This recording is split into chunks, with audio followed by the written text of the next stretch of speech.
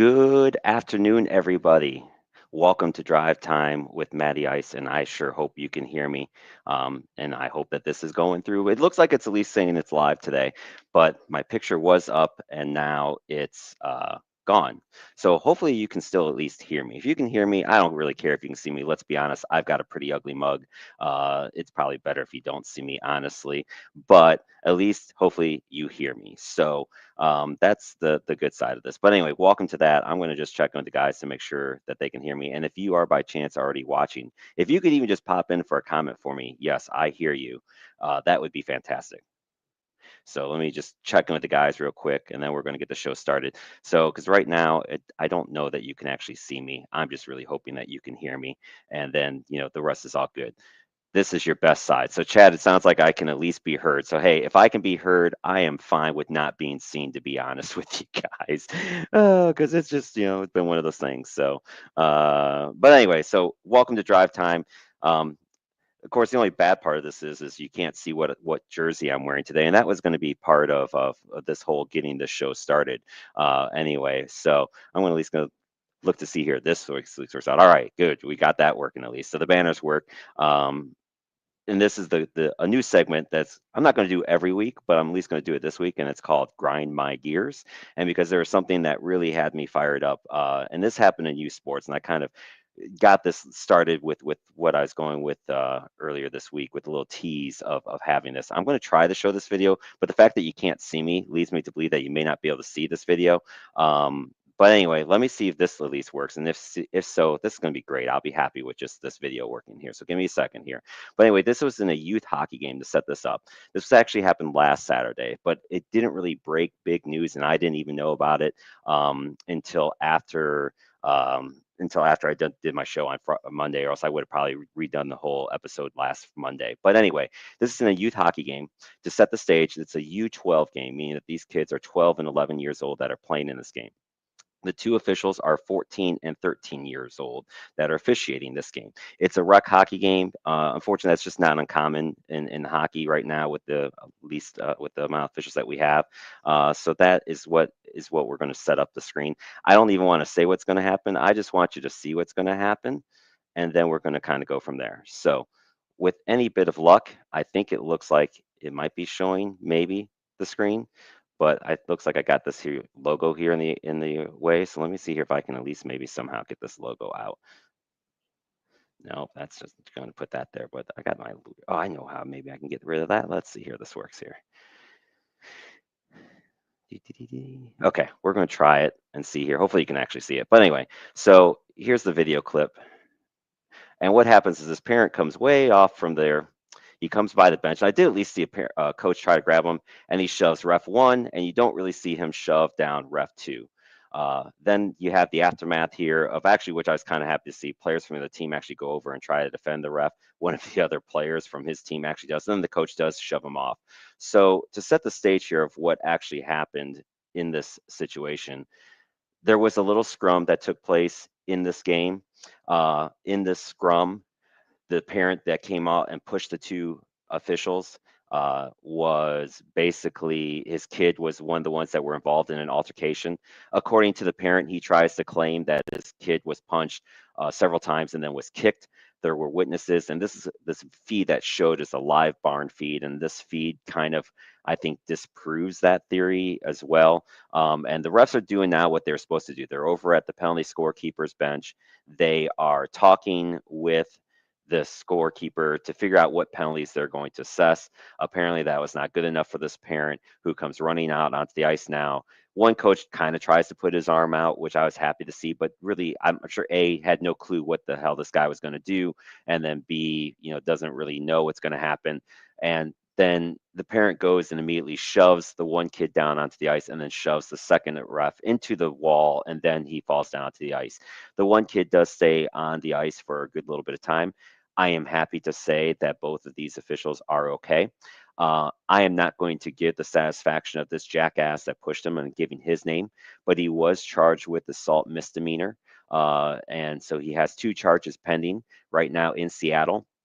This happened in Seattle, Washington. The logo on the ice is the Seattle Kraken logo. It's one of their practice facilities, but then they also do use this for local games. I'm also happy to say Seattle is on a break, but they released a statement. They're going to be doing something very nice for these two officials at a game once the season gets back going again at a later time. They've not released the name of the two young officials, and that's not uncommon, especially in this situation. They're going to protect them because they're both minors, but both have stated in interviews that they're doing okay, and that we're excited to get back out onto the ice again. And I'm hopeful that that happened for them this last weekend. But this is a topic that's near and dear to me. And for those of you guys that don't know me, I've been officiating now for 18 years.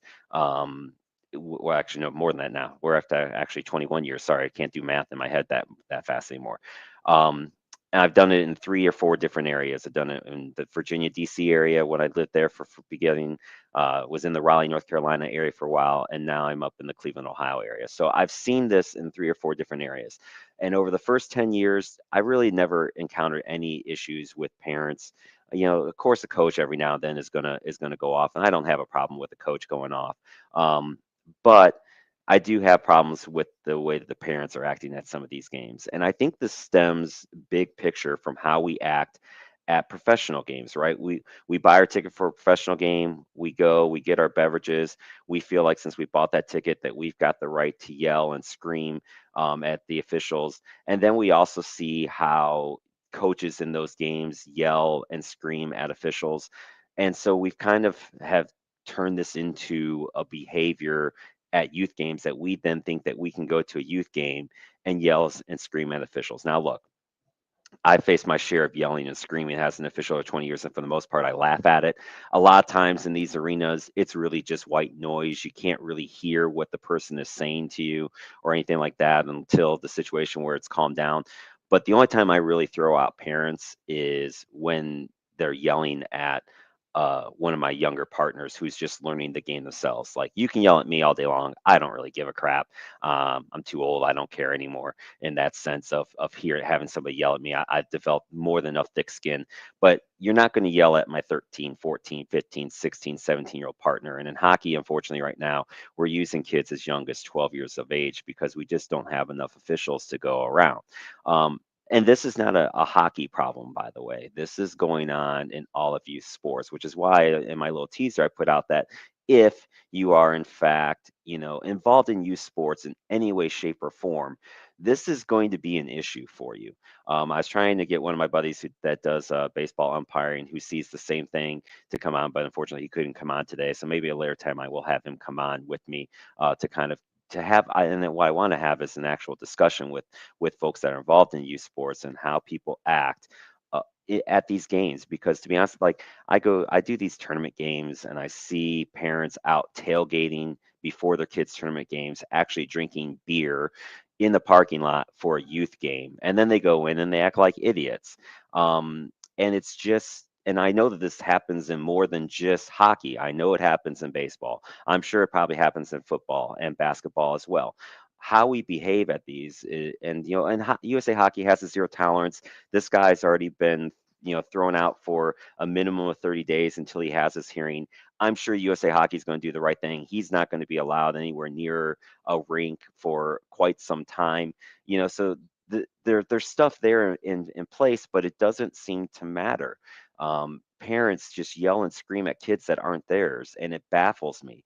I had a game that I just did this last Sunday where this girl was a stupid, she did a stupid thing. She checked somebody, but we had the calls made, and the parents are just yelling and screaming at her. And I had to go tell the coach, hey, can you please tell them to knock it off? And that is what the problem is. We treat the refs like this. And look, I've been doing this for 20 years.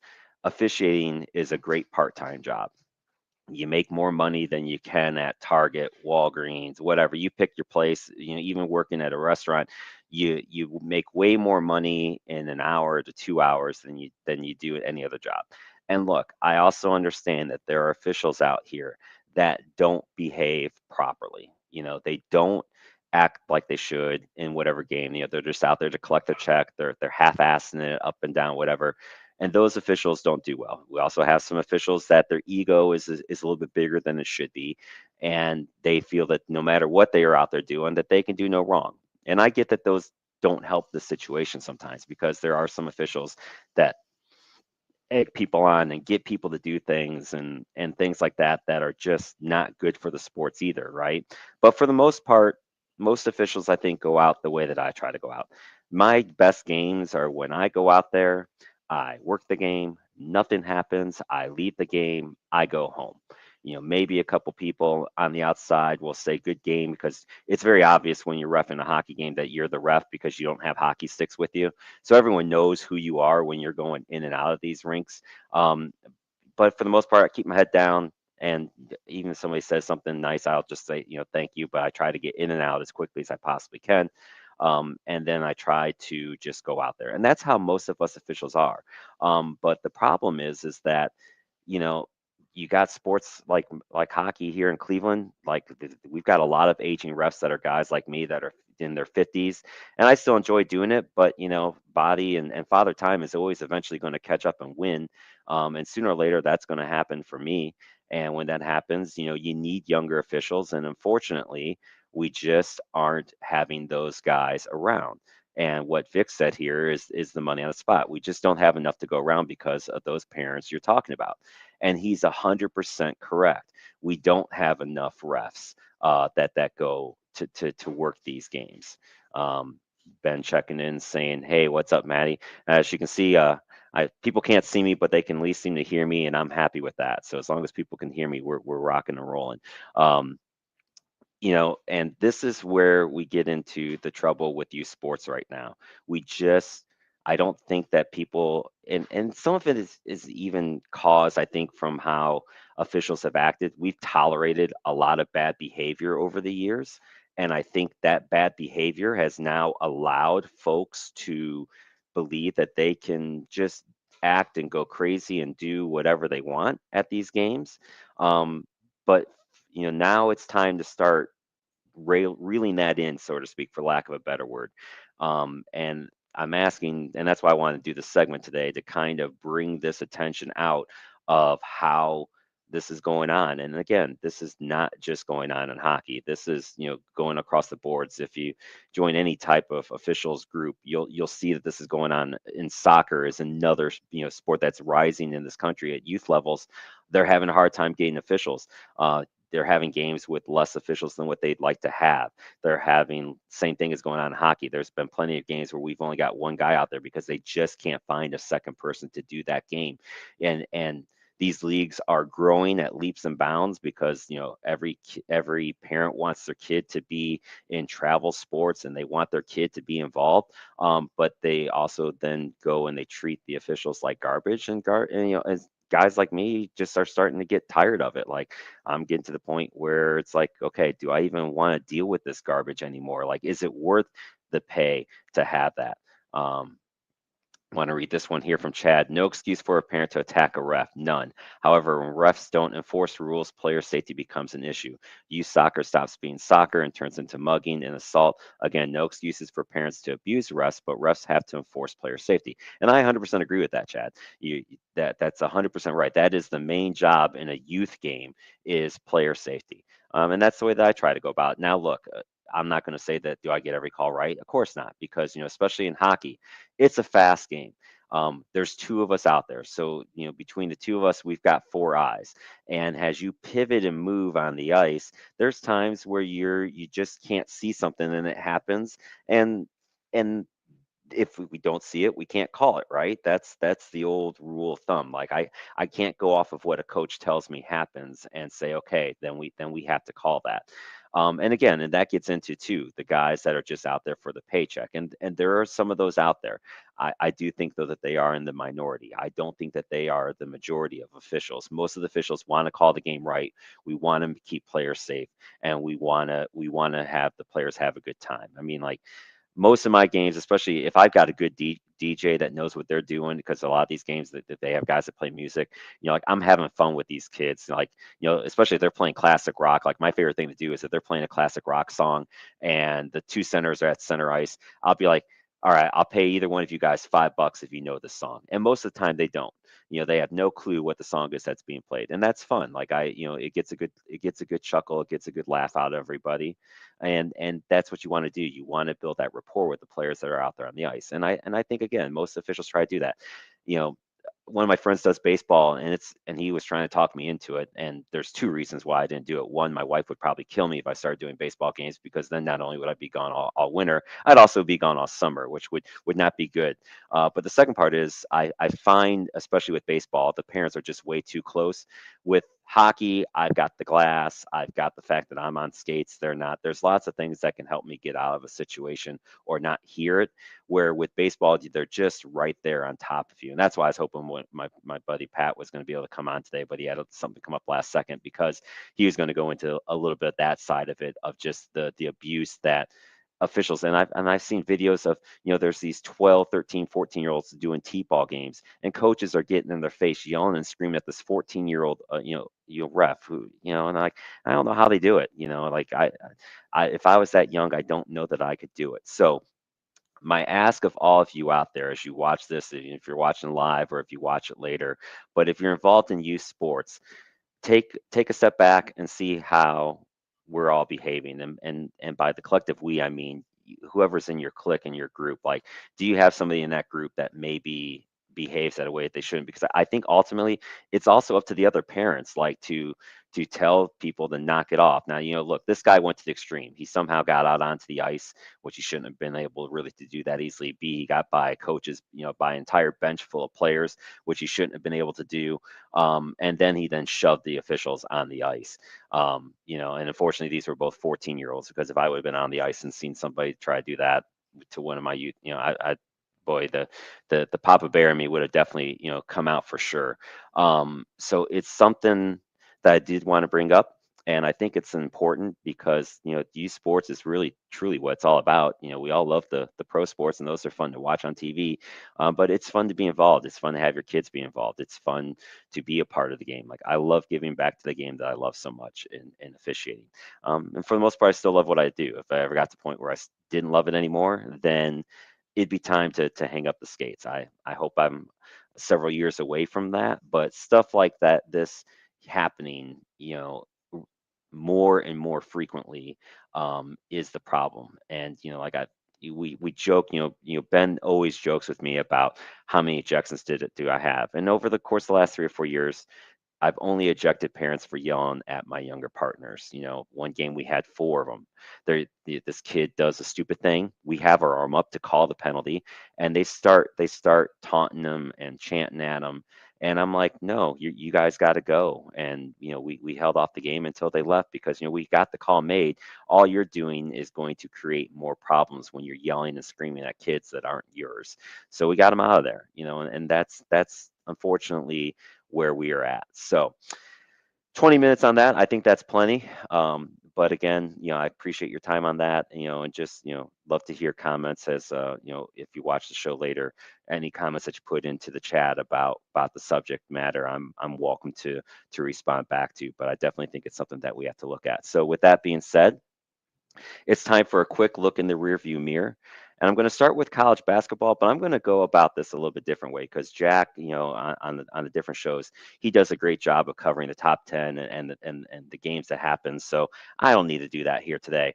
I want to give you something a little bit more fun, because as you all know, Kent State is near and dear to my heart. We're a mid-major school. The only way we're from the MAC, and usually the only way that a team gets in from the MAC is by winning the tournament. The MAC just does not get the love of getting two teams in the year. I'm hoping that this year will be different, and I'll go into a little bit why. So what I want to do is I want to give you guys some mid-majors to watch, because we're getting to that fun part of the season. We're going to start getting some conference tournaments to pop up. We're getting closer and closer to March Madness. So I want to give you some mid-majors. Now, the first one is St. Mary's. I don't even know they really classify anymore as a mid-major, because they're in the Big West, and them and Gonzaga have been running the Big West for it seems like the last decade now. But they're 21-4. They're actually having a better year than Gonzaga. And so they're probably the one that I definitely would watch, because they're going to clearly get into the tournament. I think that's going to be a fun team to watch. Drake in the Missouri Valley is 22-2. It'll be interesting to see, assuming that they win the Mid Valley, the Missouri Valley. I think that they should get in, even if they don't. But again, that's another conference that usually only gets one school in. So hopefully, they don't get upset in the tournament. But that's a fun team to watch at 22-2. If they get in, it'd be interesting to see how they get seeded and where they get seeded at in the tournament. UC San Diego and UC Irvine are both 20-4. And they are having great years in the Big West as well. UC Irvine, I saw them play because I actually played Kent State earlier. That team defends, and I always like teams that defend when it comes to March Madness, because you just can't teach that hustle at defense. So that's a fun team to watch, as UC Irvine. So assuming that they get in, I would keep an eye on them.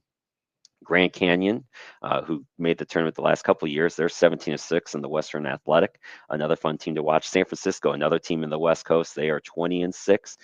That's going to be another team to keep an eye on. And there are two teams in my beloved MAC that I want to give some love to. And I hate to do this, and because I'm a Kent State guy, but Akron is lighting it up this year. They are 18-5. They've won 11 in a row. They've yet to lose a MAC conference game. Their preseason schedule was pretty strong as well. Miami of Ohio, which is the second place team in the MAC, they're also 18-5, and they have had a really, really good, strong year. So I'm hoping, if it's Miami of Ohio and Akron in the MAC championship final, that maybe this is the year that the MAC finally gets two teams in. Let's hope that happens. Ben put in, love this spin on hoops. I appreciate that. And then he puts in, the lack of depth in the ACC may help a mid-major get in. I agree with that, Ben, and that's what I'm kind of hoping for. I'd love to see some of these more mid majors, because I think, especially like in March Madness, right? That's the one tournament where you can see these. It's very difficult. It's still, I think, in football with 12 teams, it's going to be difficult for a team not in the Power Four to make a deep run. And even this year, we kind of saw that, where some of these teams that we kind of thought, well, maybe they can win one. Boise State, didn't happen. So I think it'd be kind of neat to where in basketball we still have this dream or hope of where a mid-major could go on a run and win 6 games and go on one of these great runs. And Chad makes the most important comment of the day here: boo Akron. And he's 100% correct. Here, Kent State great grads, we call it Kraken, for obvious reasons. But I have to give them their they waxed us at the beginning of the year. We have to go there here, I think, next weekend. Not honestly looking forward to it. I think it's going to be pretty ugly, honestly, but Akron's a really good team. But yeah, this is the year for the mid majors. Hopefully, I think the ACC does have a down year. The SEC is going to be lights out. Even the Big Ten, I think, it's going to be interesting to see how many teams from the Big Ten get in this year. So, but that's my spin on college basketball. And as we get closer and closer, I'm going to watch how these teams that I've just mentioned do in the tournament, because it's going to be fun to see where they go and making sure they get in, because that's the hard part with these mid majors, is a lot of them you got to win it. Let's see, you got another comment here. Sarah says, I gave up on men's pack, but women's pack is very promising. That's my daughter, Sarah. She still thinks she's an NC State fan. I haven't convinced her that she should just be a Kent State fan all the time. But yeah, the NC State men's team is not having a good year, and the women's team is just doing what they always do. So they're definitely going to be in it for sure. All right, so now I have to go here to the NBA All-Star Game, and I do like to do a little standings review, because we are at that All-Star weekend. The All-Star games were yesterday. There were 3 games that they had, and I kind of like that they changed the format of. There was Team Shaq, Team Candace, Team Chuck, and Team Kenny. They played games to 40. I'll be honest with you, I did not watch the All-Star game last night. I watched the SNL 50 because I'm a huge SNL fan. I had to see the 50th anniversary show. It's crazy that SNL's been on for 50 years, but that's a different show for a different format, of course. But it was great to watch that. So I'll be honest, I didn't watch much of the All-Star game. From what I've seen, it's been pretty mixed reviews about people liking the format, not liking the format. It doesn't really seem like it helped the gameplay that much. But to go over a Team Shaq defeated Team Candace in the closest game, 42-35, and then Team Chuck defeated Team Kenny 41-32. So the final, you had Team Shaq take out Team Chuck 41-25. So if there's anyone in here, I'd love that did watch it. I'd love to hear what you think about the format. Did it work for you? And what did you think? Is this a way for the NBA to go?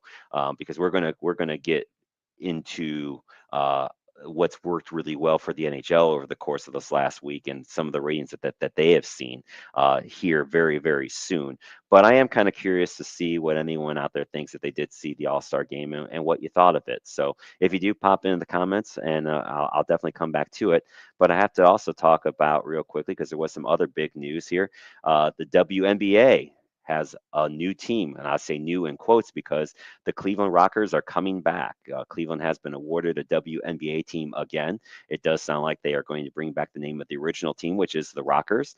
They were one of the original WNBA teams from 1997 to 2003. They were last owned by Gordon Gund, and then he sold it off, and then no one else wanted to, unfortunately, buy the team. Even though they did always have really, decent attendance for what the WNBA had attendance-wise back then. They did make it to one conference final in 1998. Overall, they were 108 and 112 in their 7 years, and they will be starting in the 2026 season. So, welcome back to the Cleveland Rockers, right? And then, of course, like 'cause I try in this look in the rearview mirror, I try to be encompassing of all sports that we have. And so the Daytona 500, which is the biggest race of the year, did happen yesterday as well. William Byron won the second straight. William Byron is a huge Caniac or the Carolina Hurricanes, so we'll cheer for him since he cheers for the Carolina Hurricanes. I guess there were several bad wrecks. And, look, I'll admit I don't watch racing a lot, but if I do, I watch it for bad wrecks because, as George Carlin said, that's the only place you can see a bad wreck and not be involved in it, right? So that's a good reason to watch racing for me is any good wrecks, and they did have a couple of really bad ones towards the end. And William Byron, though, survived those wrecks and ended up being the winner of that race. Let's see here. We do have here one comment.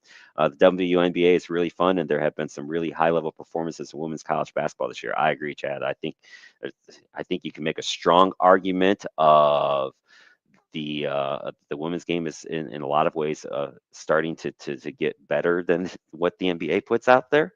But that's just my personal take on it. Sarah says, "Yay, was wondering if you do NASCAR, also cheering for Byron." Yeah, I try to be. I try to be. I'm not going to cover every NASCAR race. I'm going to tell you that right now. That's not happening. But the big ones, I'll probably still at least do a little blurb of. All right. So we've gotten through some of that, the fun stuff of what happened to the weekend, but it's time to get to what everyone comes here for. It's time to drive to the net. And with that, we're going to go into a full Four Nations update. Okay. So we're going to go all the way back to February 12th. That's when our tournament started. We had Canada take on Sweden. This game was in Montreal. It was lights out. The crowd was crazy. It was into it. Sweden takes an early penalty in the game, and it doesn't take long for the Canadian power play to strike on an amazing feed from McDavid to Crosby to McKinnon for the finish. And then next thing you know, there's another nice play that Seth Jarvis makes to Brandon Point, who then finds Marchand going in on a breakaway, and it's 2-0 Canada. They dominated Sweden early. Sweden started kind of get to their game a little bit later on. They make it 2-1 on a nice little screen goal by Brodin from Hedman. But then Canada came right back on a gorgeous pass from Crosby to Mark Stone. So it's 3-1 after two. But then Sweden, chips away. They get a couple early little goals. They make it 3-2. Then they have a nice little tic tac, what I call tic tac sweet play to make it 3-3. And then the Canadian fans started to get a little quiet there for a little bit in that game. Bennington, Gustafsson both made some good saves, and it goes to overtime. And it was a crazy overtime. They extended the overtime and these things to 10 minutes of 3-on-3. It was some insane hockey back and forth, both sides getting great chances. But at the end, Crosby gets his third assist of the game on a beautiful play to Mitch Marner, and Canada wins it 4-3. Shea Theodore, one of the defensemen, though, did lead that game early, and he's out for the tournament. And I think that's going to be what hurt them in a game that we talk about later. USA had their first game against Finland. Finland scored first on kind of a soft goal, where a goal I think Connor Hellebuyck would have loved to have had it back. But then Brady Tkachuk immediately answers. He banks one equally bad goal off of UC Saros, and it's 1-1 after one. First 15 minutes of the second period was really Finland style of game. There wasn't a lot of room for USA to move. They were mucking it up in the middle pretty good, and that's what Finland needs to do to win. But then there was a nice little tip by Boldy on a shot by Faber, and then it was 2-1 after two, and then the floodgates opened for Team USA. They just were lights out. Matt Tkachuk scored two different goals. Gensel had a goal. Brady Tkachuk adds another one, and next thing you know, it's 6-1 USA, and they're well on their way to win. Then we had the games that happened on Saturday, and there were two big games, and we're going to talk about the big one for us, Canada and U.S. But before that was Finland and Sweden, and Finland and Sweden is an equal opportunity as far as where guys don't like each other. The Finns and Swedes just do not like each other at all. So this was a great rivalry of their own, and it's a great add to it. This game went back and forth with several different lead changes. Michael Zibanejad got started off for the Swedes on the board with a very, very pretty goal. The Finns then answered with two straight from Lindell and Luosterainen on a beautiful pass from Patrick Laine, and then Mikko Ratinen from Laine and Aho. And next thing you know, the Finns are up 2-1. Then Rufus Dahlin ties it up for the Swedes on a nice goal from Eriksson Ek and Raymond. And then they take the lead on a goal from Erik Karlsson and Michael Nylander. So next thing you know, it's 3-2 Sweden. But then the Finns come right back on a beautiful goal by Alexander Barkov. They tie it late in the second period off a play from one of my favorite hockey names, Capo Caco. Like, that's just a great hockey name, isn't it? Capo Caco. Just got to love it. Also on a play from Ali Mata. So next thing you know, that game's tied at 3. It goes to overtime, no scoring in the third period, but then a beautiful play for Marcus Gunlund gets Team Finland the win. So they are up 4-3, and they get the big win that they needed to get to 2 points. And then that leads, of course, to the game on Saturday night, Canada, USA. I'll be honest with you, if you haven't heard about this game by yet, then you got to be living under a rock or something, because I think by now that game has been talked about by everybody. I was on Sunday for a little bit on Sunday morning, talked about it. The game starts with 3 fights in the first 9 seconds of the game. And again, I'm not going to get into the political side of it as far as why that could have occurred, but needless to say, there's a lot of tension right now between Canada and the U.S. The fact that we've gone 8 years without best on best play in these formats, I think, is also part of it. And then you had the Kachuk brothers that just were wreaking havoc right to start, and it was great to see. Unlike the Olympic hockey, where you cannot have fights, well, you can technically fight in Olympic hockey, but if you do fight, you are immediately thrown out of the game. So that adds into some of this, where since they're playing by NHL rules, you can fight, and they did fight. But then after those first 3 fights, we got down to playing some really good hockey. There's an amazing play early on where Bennington makes a save or on a dump in, and he gets up to Drew Doughty, and he finds Connor McDavid at center ice, and he's flying at center ice at the time when this play happens, and then he just goes in, gets past Charlie McAvoy, and beats Connor Hellebuyck on a roofer shot that was just incredible. Just an incredible play. At the time when he scores the goal, he's traveling at 24 miles an hour. So he's skating at 24 miles an hour when he scores the goal, and it's 1-0 Canada. And that game also was in Montreal. The roof is just going off the place at that point in time between the 3 fights and the fact that Team Canada scores first. It's 1-0. But then McAvoy kind of gets his revenge a little bit. McDavid is trying to go around him on the boards, and he puts a beautiful hip check into McDavid and sends him flying. And that kind of seemed to settle Team USA down. And then they got to their game a little bit better. And then sure enough, Gensel beats Bennington on what I would call a bad goal, because it's from a bad angle, and it ends up going 5-hole. It's on a pass from Eichel and Wyshynski. And next thing you know, we are tied at 1 after 1. Second period, again, a lot of back and forth. Crosby and Marner had this amazing shift where they really did dominate play. Connor Hellebuyck makes a couple of really big saves, but then the puck comes out to center ice, and instead of just kind of dumping it deep and probably going for a change, is what they probably should have done. They try to keep the play in the zone, and it gets tipped and intercepted by Matt Boldy, who finds Dylan Larkin flying up and down the ice, and he just goes in and he beats Bennington on a nice little shot to make it 2-1. The third period, I think the USA just were really trying to play. They're just were trying to shut Canada down. They really weren't going for too many offensive zone chances. Kept them on the outside a lot, and then finally it ends with Jake Gensel adding a beautiful empty net goal, and the USA wins the game 3-1. The real game, though, the real shout out in this game was for Jacob Slavin, who is from the Carolina Hurricanes. He plays defense. He's a defenseman's defenseman. He doesn't get a lot of love nationally because he doesn't score a lot, but he is the shutdown guy, and he shut them down big time in this game. He played 25 minutes and 36 seconds, the most of any players on the ice. He is a +3 for the game, meaning that he's on the ice for all three goals that they score. But he doesn't give up any of the goals while they're out there. He blocks 3 shots. He played against McDavid, McKinnon, Reinhart, Crosby, and Mitch Marner. Arguably, you can make an argument there are the 5 best players in the game, and he held them combined for 6 shots. Now, he was not on the ice when McDavid scored his goal, but when he was on the ice, those amazing players only had 6 shots on goal. So that was the big game. The TV ratings for that game were incredible. They had 4.4 million watch the game. It peaked at 5.2. Now the final ratings will be out probably sometime later tomorrow, so it'll be interesting what the final number is. But it was the most viewed non-Stanley Cup final game since 2019. 369% higher than the average viewership for this season so far. And they even had a good showing with the US Finland game, which was on the Thursday night on TNT. That was 1.5 million. That was higher than any NHL All Star game that's ever been shown, which is, again, this whole tournament, this Four Nations tournament, is basically a replacement for what would be normally the All Star weekend, but this one is actually a 2-week break, and it was even projected higher than what the league was hoping for these standings. So it'll be interesting to see how the ratings work for today's game. And but before we get into today's games, that one's already happened. And the final, of course, will be then on Thursday night as well. So going into today's games, what this meant is that the USA has already clinched their spot in the final with 6 points.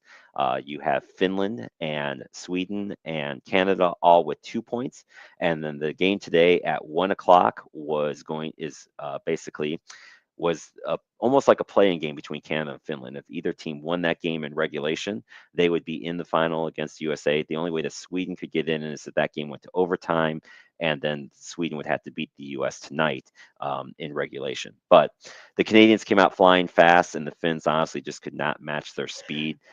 They weren't physical enough, and that's not good when you're playing Canada if you're trying to win the game. The Canada comes out and scores 3 goals in the first period. Starts with McDavid, a bad turnover at the blue line, and then McDavid just skates circles around people for like what seemed like 20 seconds. Nobody could touch him, and then he sets up a screen off of it. Beats Lackinen on the stick side, and it's 1-0. 46 seconds later, McKinnon scores on a beautiful play by Reinhart and Hagel, and it's 2-0. 13 minutes later, Braden Point beats the D on a pass from Sanheim and McDavid, and he beats Lackinen, and it's 3-0 at the end of the first period. Honestly, kind of thought Finland would maybe switch goalies right then and go back to UC Saros, who played against Team USA, but they did not. Canada gets another goal off of a turnover created on a beautiful forecheck by Crosby and Reinhart. It was Nate McKinnon's second, and it is 4-0 at that point in time. Now, the Finns did make it interesting. They get a goal in about midway through the third period to make it 4-1. And then they pull the goalie, and they score 2 quick goals by Marcus Grunland gets his second and third goals of the tournament and his 2 goals of the game. And so it's 4-3 with a minute 17 left to go in the game. And you're starting to wonder, what's going to happen here? But there's a somewhat controversial play. Canada attempts to ice the puck. The linesman waves it off. And then the puck gets up to center ice, and there's a turnover at center ice that Reinhart creates, gets it over to Crosby, and Crosby bangs in the empty net goal to make it 5-3, which ended up being the final. The Finns kind of thought that icing should be called, and that's where if you send the puck in from behind the red line into the other zone and it crosses your goal line without going to the net, that's what's called icing, and the faceoff then would go all the way back down to the other end. But there's a Finn player that goes and attacks the Canadian player that's at the blue line instead of making a play for the puck. And that's why the linesman waved it off. I honestly think it's the right call to make in that situation. Normally, if a player decides to play the player and not the puck, you wave off the icing, and that's what they did. It's just that unfortunately, then they turned the puck over, and the result ended up being in their own net at 5-3. So with that, the Finns are out. That means that the game tonight at 7 o'clock between the U.S. and Sweden means absolutely nothing. For the U.S. They've clinched their spot in it. Sweden's already out. So we have a rematch on Thursday night between Canada and the U.S. For the game tonight, they're going to be resting Hallebuck, who played the first two games. Jake Ottinger is going to get the start in goal. McAvoy is going to be out at D, and they're going to bring in Sanderson. And then also in that game against Canada, Makachuk did get injured in the third period, so they're going to bring in Chris Kreider for Makachuk for that game because, again, this game means nothing. So you're going to give any guy that you think needs some rest, you're going to give it to them. So with that said, our final is set on Thursday night, and it will be a rematch between Canada and the U.S. That game is going to be on ESPN. I believe the start time is 8 o'clock, but it could be 7 o'clock. But I think it's 8 if I remember correctly.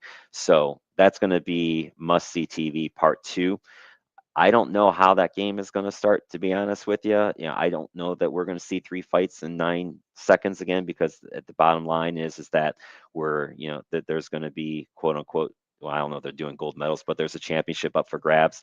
Most importantly, there's $1 million up for grabs. The winning team does win $1 million, but you split amongst the guys, but still, it's still a pretty good chunk of change. And no matter what these guys make, you get that. And of course, you got the pride of each country back on you. So it's going to be very interesting to see how this game starts. I don't know that it will. I think you're going to see the same intensity, the same hitting.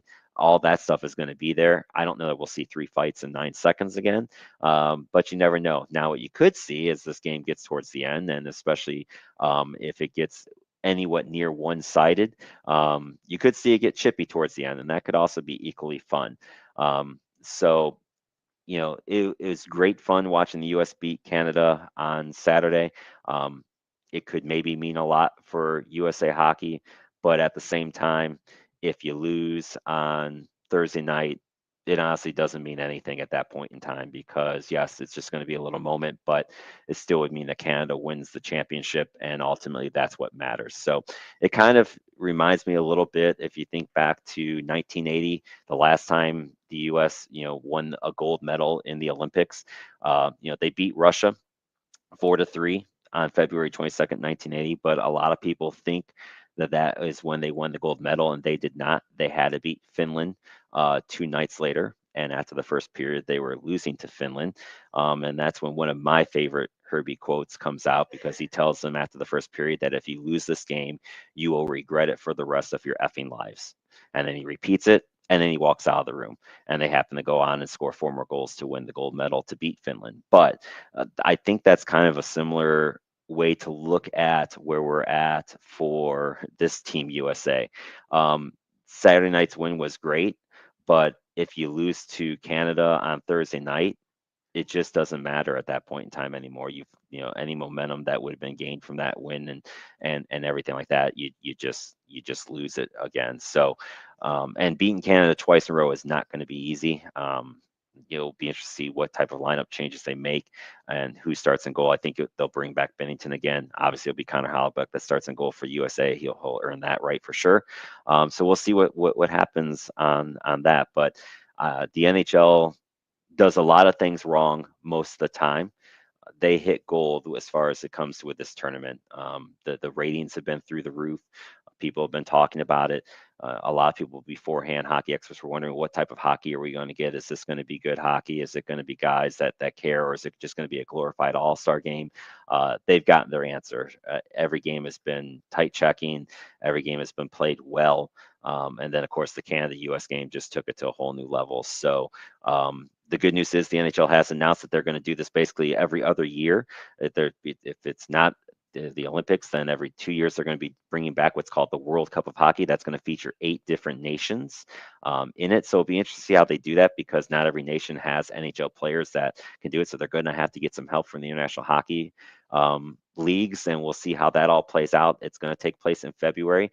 So basically what it means is that the NHL is only going to have an all-star game every 2 years. Every other year will they have an all-star game. So I think it's a good move, and I think it's what folks want to see. They want to see competitive hockey, and the players love it.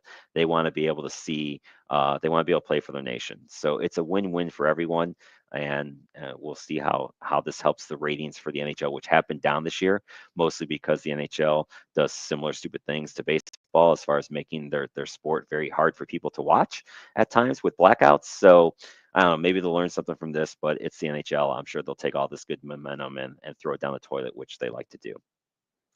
So with that said, I do want to go down the road a little bit, and with that, it's getting closer and closer to baseball season. What's really interesting looking at the baseball is that there are still a few guys out there that don't have contracts. That's a bit of a surprise. Um, some guys are still not signed, and it'll be interesting if any of them sign now as we get going into some spring training great games, just being a couple weeks away. Jose Quintina, starting pitcher from the Mets, still without a team. David Robinson, a longtime reliever who's been decent. He still is not signed a team. The Yankees, Alex Verdugo, who still without a team, and also Anthony Rizzo. I'm kind of hoping he ends up not being on a team, but we'll see what happens with him. Craig Kimball, one of the great save artists in the game, still out there. Andrew Chafin, who is a great middle reliever from Detroit and Texas, he's still kind of sitting out there. Whit Merrifield, also without a team. Justin Turner without a team. Lance Lynn without a team. Andrew Haney without a team. So there's still some guys out there that haven't signed, which is kind of interesting. Over the last week, though, we did have one guy signed, which is Lance Bergman. He signed a 3-year, $120 million deal with Boston. Uh, I think it's a lot of money to give a guy that, that only he batted 260 last year. After a slow start, he did end up hitting 26 home runs, 75 RBIs in 145 games. He's going to play second base for Boston, so that's going to be interesting how he has. Both sides have opt-outs after this year, so it could just be 1 year at 40 million. But still, that's a pretty good chunk of change for a guy. The Padres added right-hander Nick Pivetta, a 4-year, $55 million deal. He's going to be their fourth starter behind Cease, Darvish, and King. He was with Boston last year. He had a 4.33 ERA, averaged 156 innings, did strike out 26% of the batters that he faced. Last year, he had a 4.14 ERA and only walked 6%, so it's one of his better years. So it'll be interesting to see, how that goes for him. The Guards had an interesting little signing. They signed Jacob Junis. He's a right-handed pitcher. He can be a long relief guy. He can also be a starter if they had to. Pitched 67 innings last year, and he had a 2.69 ERA. So the Guards add another bullpen arm to their already loaded bullpen. So it's going to be interesting to see as we get closer and closer to the baseball season. We will dive more and more into some of the moves. Who added who's in a good shape to do what. So it'll be fun as we get closer to baseball season. That's my second love, of course, behind hockey. So um, where we go with that, we will all see, but it's going to be good fun. So um, with that being said, we're getting towards the end here. It's time to hit the exit ramp. And again, I do always love to bring up the shows here that we also have on the network. Of course, Tuesday, Thursday, and Sunday is our great host, KG, Midnight Runner, and Jack Carr, the gentleman Jack Carr, have three amazing shows on Tuesdays, Thursdays, and Sundays. The Tuesday shows and Thursday shows are usually around 7:45, 7:30. Sundays around 11:30 in the morning. Passenger Sheet with Jack on Wednesdays is just a great show. If you didn't hear the last one Wednesday, the coach that he had on there was really great insight. I really enjoyed listening to that. That's another great show. And of course, you got the WrestleManiacs on Saturday night for those of you that still love your professional wrestling. That is there available for you too. So. With that, we're going to call today's show an end. I do appreciate all the comments in the show. Appreciate you guys all listening in. It's good to see the numbers in there. So look forward to seeing you guys next time. Not sure I'm going to be on next week because I'm going to be traveling back from North Carolina. So we'll see. I don't know that I will be back in time, but if we can, we'll have a show. If not, then we'll be back on in 2 weeks. And with that, I say goodbye.